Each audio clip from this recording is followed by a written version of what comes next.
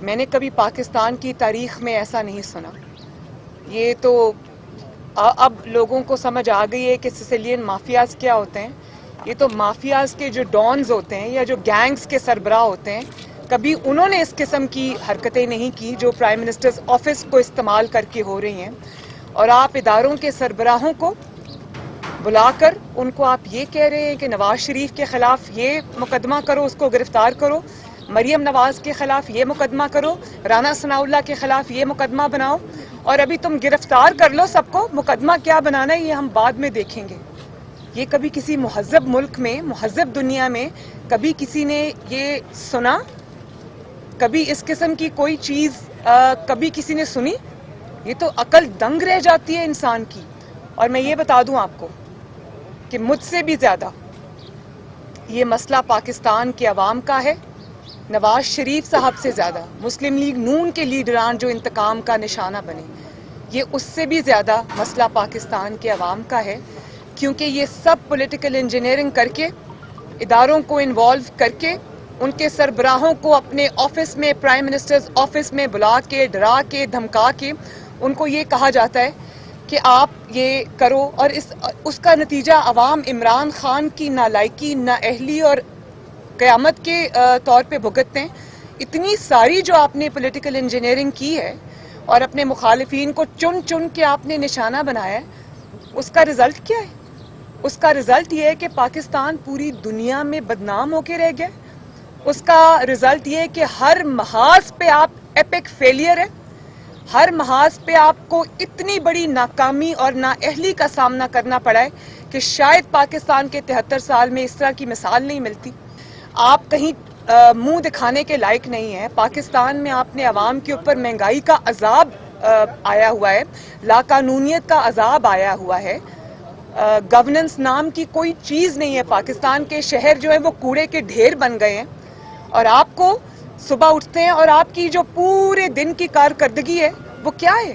وہ یہی ہے کہ آفیسز میں بلا کے لوگوں کو یہ کہنا کہ فلاں کو اندر کرو, فلاں کے خلاف مقدمہ بناؤ, نہیں بھی بنتا تو بلاؤ. اور عرب ملک کے سربراہوں کے آپ وہ دے رہے ہیں کہ ادھر تو وہ اس طرح ڈال دیا, اندر تم بھی کرو, تمہیں کیا سوچنے کی ضرورت ہے؟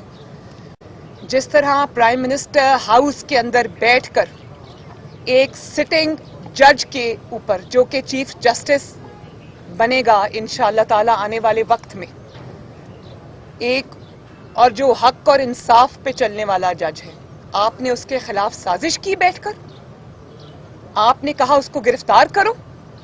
کبھی کسی نے یہ سنا؟ یہ بہت سنگین معاملہ ہے اور ہم اس کو ایسے نہیں جانے دیں گے. یہ بہت بڑا معاملہ ہے. شاید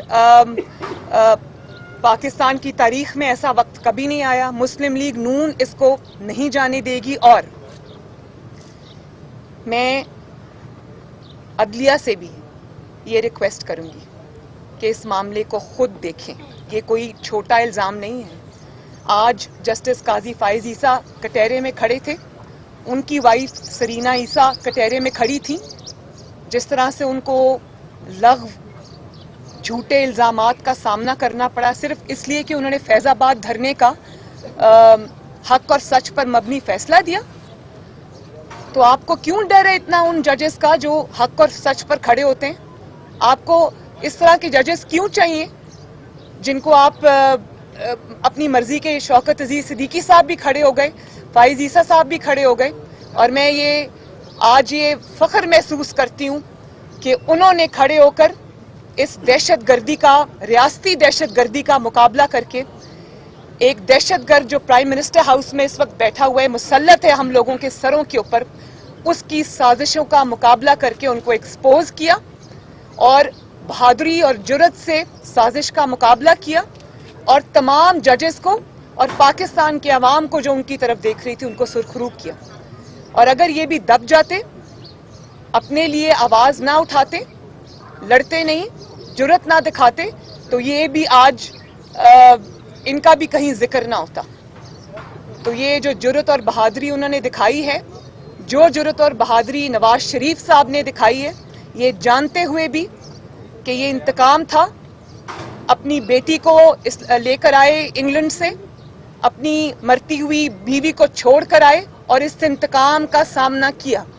آپ مجھے یہ بتائیں کہ جو بشیر میمن صاحب کے انکشافات ہیں، مجھے بہت خوشی ہے کہ قوم کو ایک ایک چیز پتہ چل گئی، اور بھی بہت ساری گواہیاں آئیں گی. اللہ تعالیٰ کا نظام ہے کہ ہاتھ بھی بولتے ہیں، زبان بھی بولتی ہے، آنکھیں بھی گواہی دیتی ہیں. تو گواہیاں تو بہت آئیں گی، اور ابھی آپ حکومت میں اور آپ کے خلاف اتنی بڑی بڑی گواہیاں آ رہی ہیں. آپ اس دن کا سوچیں جس دن آپ کی حکومت ختم ہوگی، آپ کا حال کیا ہوگا اس دن. اور ایک سیکنڈ، اور میں انتقام کے آگے، ہم تو پہلے دن سے جانتے تھے یہ انتقام ہے. جب پاناما کا مقدمہ انہوں نے شروع کیا، ہم اس سے اور دھرنے 2014 میں جو دھرنے ہوئے تھے، ہم تب سے جانتے ہیں یہ کیا سازش چل رہی ہے. یہ اسی سازش کی کڑی ہے، اسی کا سلسلہ ہے، اور ہم تب سے جانتے تھے. لیکن مجھے خوشی ہے کہ آج پاکستان کا بچہ پاکستان کا ہر شہری جان گیا ہے کہ عمران خان کس قسم کی ذہنیت کا آدمی ہے. آپ کا ووٹ چوری کر کے آیا اور مسلط ہوا ہمارے سروں پر، اور اس کے بعد اس نے پرائم منسٹر ہاؤس جیسے جگہ کا، اپنے آفس کا اس قدر غلط استعمال کیا. تو یہ جواب ان کو دینا پڑے گا. اور میں جوڈیشری سے یہ ریکویسٹ کروں گی کہ جو قاضی فائز عیسیٰ صاحب کے ساتھ ہوا، ان کو تو انصاف ملا، آگے بھی ملے، اللہ کرے. اور میں یہ بھی ریکویسٹ کروں کہ جسٹس شوکت عزیز صدیقی صاحب کو بھی انصاف دیا جائے، ان کی بات بھی سنی جائے. انہوں نے سٹنگ جج ہونے کے وقت انہوں نے یہ انکشافات کیے تھے. اس کے اوپر جوڈیشل کمیشن بننا چاہیے، کیونکہ آج اگر کٹہرے میں شوکت عزیز صدیقی صاحب کھڑے اور جسٹس قاضی فائز عیسیٰ صاحب کھڑے، تو کل کو کوئی بھی جج یہاں پر کھڑا ہو سکتا ہے. تو صرف اس لیے کہ کوئی جج جو ہے وہ حق اور انصاف پر چلنے والا ہے، اس کو کٹہرے میں لا کر کھڑا کر دیا جائے، اس کی وائف کو، اس کی فیملی کی تذلیل کی جائے، ان کو عدالتوں میں گھسیٹا جائے. اس روش کو ختم کرنا ہوگا. تو میں جوڈیشری سے یہ ریکویسٹ کرتی ہوں کہ اس کے اوپر جوڈیشل کمیشن بنائیں. جو قاضی فائز عیسیٰ صاحب کے کیس میں عمران خان کے اوپر الزامات لگیں کہ انہوں نے کس طرح اس سازش کو پرائم منسٹر ہاؤس میں بیٹھ کے تیار کیا، اور کس طرح سے ان کے خلاف جھوٹا ریفرنس دائر کیا، اور کس طرح سے ان کا پورا کریئر خراب کرنے کی کوشش کی. دیکھیں، میں ایک منٹ، پٹیشن ہم اپنے آپشنز اوپن رکھ رہے ہیں. ہم پر کہا گیا کہ آپ یہ دیکھیں کہ میں جو ارشد ملک صاحب تھے، جب ان کی ویڈیو میرے سامنے آئی تو میں نے وہ قوم کے سامنے رکھی. اور عمران خان صاحب کیا کہہ رہے ہیں؟ وہ کہہ رہے ہیں کہ اس کے اوپر دہشت گردی کا مقدمہ بناؤ. ان کو یہ کہہ رہے نہیں بھی بنتا تو بناؤ. اب میری ایک بات سنیں، دہشت گردی کا مقدمہ میرے خلاف بنتا ہے یا عمران خان کے اوپر بنتا ہے، جس نے یہ اتنی بڑی سازش کی؟ ایک تو آپ نے ججز کو بلیک میل کر کے غلط فیصلے ان سے لیے، ان کے کریئرز خراب کیے، اور اوپر سے آپ یہ کہہ رہے ہیں کہ جو اس کو سامنے لے کر آئے اس کے اوپر دہشت گردی کا مقدمہ بناؤ. رانا ثناء اللہ کو ڈرگز کے الزام میں اندر کرو، شہباز شریف صاحب کو گرفتار کرو، نواز شریف کے اوپر یہ الزام لگاؤ، اس کو بعد میں دیکھیں گے کیا مقدمہ بنتا ہے. غضب خدا کا، یہ کوئی بنانا ریپبلک ہے کیا؟ وہاں بھی ایسا نہیں ہوتا. آپ نے جہاں تک پٹیشن کی بات کی، پی ایم ایل این مشاورت کر رہی ہے آپس میں، ہم اس کو نہیں چھوڑیں گے. یہ بہت بڑا اور بہت سیریس کیس ہے، ہم اس کو آخر تک لے کے جائیں گے. اسی کیس میں 5 سال کی پوری سازش پنہاں ہے، ہم اس کو سامنے لے کے آئیں گے.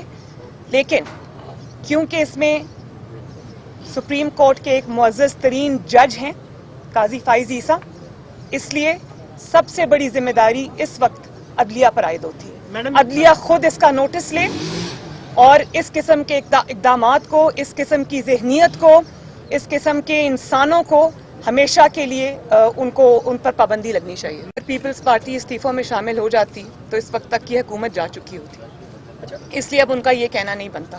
اگر پی ایم ایل این یا باقی اپوزیشن استعفے دے گی اور پیپلز پارٹی استعفے نہیں دیتی تو اس میں اس طرح وہ جو ہم اس کے نتائج چاہتے ہیں وہ نہیں آتے. تو اس لیے میرا خیال ہے کہ یہ بہت مضحکہ خیز بات ہے. یہ مجھے اس قسم کی باتوں کا جواب نہیں دینا. اس میں پیپلز پارٹی اور مسلم لیگ نون کی आपसी ताल्लुकात की कोई इशू नहीं है।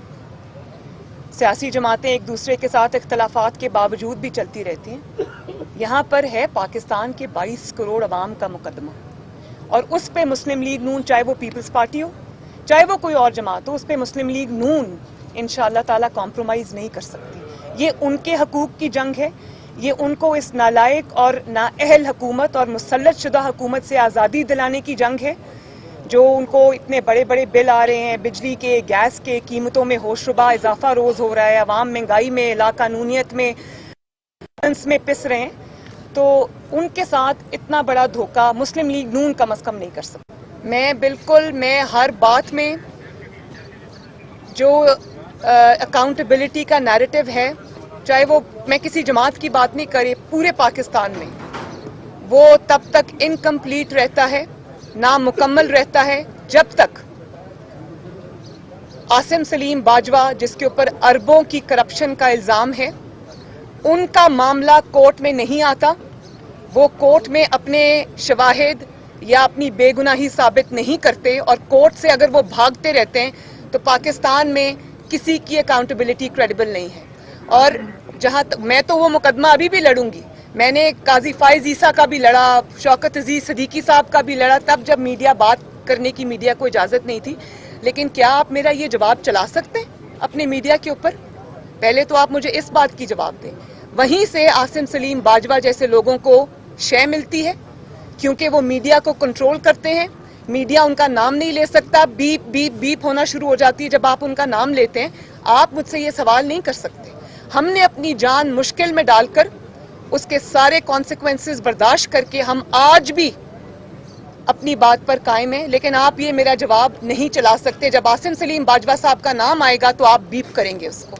जब तक मीडिया इस चीज़ पे स्टैंड नहीं लेता, चोर को चोर नहीं कहता, बेगुनाह को बेगुनाह नहीं कहता, चाहे उसका ताल्लुक किसी भी जमात से हो या इदारे से हो, पाकिस्तान में अकाउंटेबिलिटी एक ख्वाब रहेगा।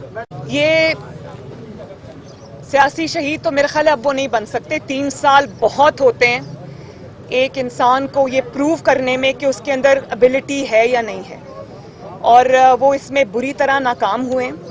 तो जितनी जल्दी इस हुकूमत से, इस वोट चोर और जाली हुकूमत से अवाम की जान छूट जाए, उतना अच्छा है।